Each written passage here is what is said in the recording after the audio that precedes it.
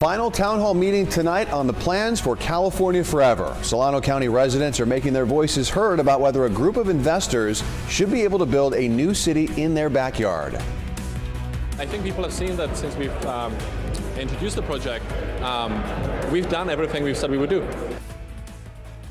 So much for joining us at 10 tonight. I'm Ty Steele. And I'm Andrea Flores. These town halls have been held in different parts of the county this month, and tonight it was in Dixon. KCRA 3's Leanne Denyer joins us live now in the newsroom. And Leanne, I know you've been following this closely. You spoke to residents and the CEO of California Forever tonight. What did they have to say about all of this? Well, the CEO and founder of California Forever took questions from Dixon community members tonight. Many told us they have big questions about the long-term sustainability of this proposed new city in Solano County. Inside Dixon Town Hall, the last town hall in a series of informational sessions hosted by California Forever. The more people learn about the project, the more excited they become, the more they get answers to the concerns they have. California Forever is the group behind a proposed new city in Solano County. Investors bought some 50,000 acres of land, they say, to build a walkable community with affordable homes and good-paying jobs. But they'd need voter approval to change county zoning to break ground. So far, there are a lot of questions. From what we heard today, it's still an absolute no. I'd say vote no on this whole thing. Voters raised concerns about who the investors are and how they'll make their money back in the long run.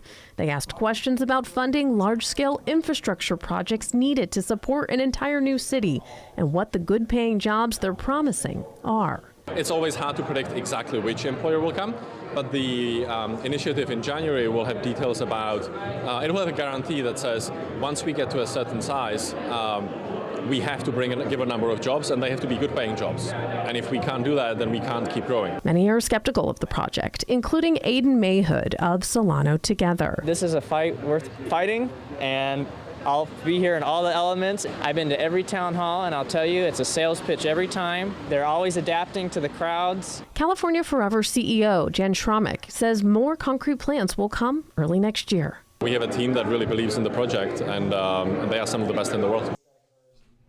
So California Forever announced that it would be opening up applications for Solano County nonprofits to apply for funding from their team. They say they'll give out some $500,000 on a rolling basis through June of 2024.